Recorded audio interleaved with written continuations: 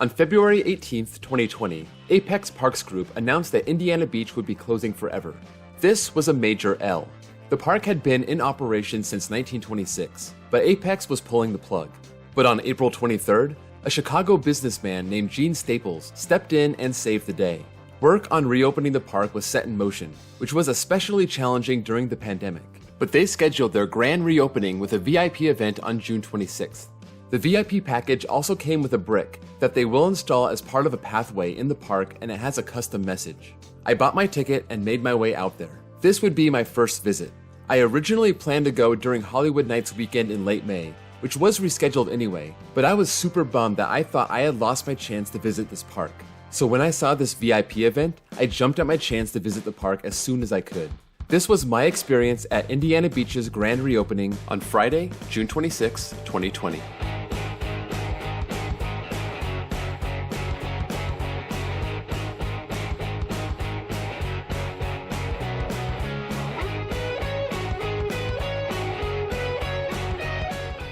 Just getting over there was hard enough. The first thing I learned on this trip is that having a layover can actually be very dangerous. I was gonna fly into Seattle, have a quick 45-minute layover, and then take off to Indianapolis. But there was a mechanical issue with the plane in Los Angeles, which caused about a 45-minute delay. So by the time I landed in Seattle, my connector flight had already left. Both flights were Alaska Airlines. So even though there were 7 people on that LA flight that needed to catch the Indy flight, they couldn't hold the plane for us. It sucks, but it is what it is. They rebooked me on an overnight flight to Chicago, so I spent 9 hours in the Seattle airport until that flight left at midnight. I landed at 6 a.m., got a rental car, and booked it the 2.5 hours to Indiana Beach. And I got there right after the opening ceremonies. So if you want to see that, check out the link below for Coaster Studios video.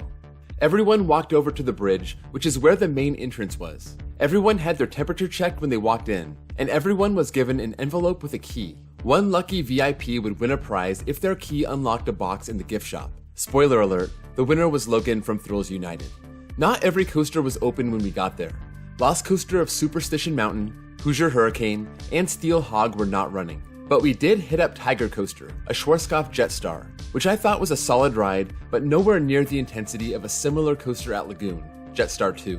But it was my first coaster in over 3 months, and my first credit in over 6 months, so I really appreciated that. Next up was Cornball Express, one of my most anticipated new coasters, a CCI wooden coaster with buzz bars. These are the single position lap bars that don't touch you at all. We started off near the back of the train, and that was pretty disappointing. Taylor said to ride it in the front, and he swore by the airtime. So we put that on the back burner and we moved on. 2 hours after the park opened, Lost Coaster of Superstition Mountain finally opened up. One of my bucket list coasters, just because it's so weird and it has such a reputation for being a crazy ride. We actually got the first train of the day, and the ride was just as weird as advertised. Maybe not quite as wild as people say, but there are 2 cars and we got the front. So maybe there was more whip in the back. This would be my only ride on this, so I don't really know. It was a dark ride that opened in 1978, and for some reason, the park asked CCI to turn it into a roller coaster for the 2002 season. It was a weird request, which created a weird ride, and you can't experience this anywhere else. Hoosier Hurricane is a ride that had a bad reputation in the past as being unbearably rough, but it just had some retracking done, and we were ready to test it out. We started off with a ride near the back, and we thought it was pretty smooth. We got another ride later in the day, and that was in the front row, and that was also pretty smooth. Even if the ride didn't have much airtime, it was still enjoyable. The last credit that we needed was Steel Hog, and this did open in the afternoon, but it kept breaking down. We went over there thinking that it was still broken because nothing was happening, but it turns out that there was just nobody there to ride it. It's kind of off the beaten path in the back of the park, so it's not easy to come across this unless you set out to find it. I snagged a couple rides, and I was very impressed with this S&S El Loco. Even with the shoulder restraints, I still preferred it over the El Loco at the Adventure Dome. This one just has so many cool elements. I also got a second ride on Cornball Express, in the front row, and this is absolutely a coaster that deserves a front row ride. So Taylor, you were right. I'm not going to go into too much detail on the coasters here. I'll make a separate video breaking them down and ranking them within the park. So other than the coasters, we got a ride on the Sky Ride and the Ferris wheel. Other than a very minimal bar that's more there for show than to actually keep riders safe, the Sky Ride was excellent. Indiana Beach is a boardwalk park, which means that it runs in a very long but narrow line along the lake. And that sky ride takes you across the entire length of the park, and it gives you a great shot of all the coasters. The Ferris wheel is over by the bridge and the entrance. And this is another great photo op to check out the entire park. The park setting on the lake is gorgeous, and my favorite photo op was probably on the bridge looking out at Hoosier Hurricane's first drop. I had never been to Indiana Beach before, so I had nothing to compare it to, but as it stands in 2020, it's gorgeous. It did not look run down at all, and I know that was its reputation before. The new management has already done a lot to make the park presentable, so people can come and will want to come back. The coaster collection is very solid for a park this size, and there isn't a bad ride in the park.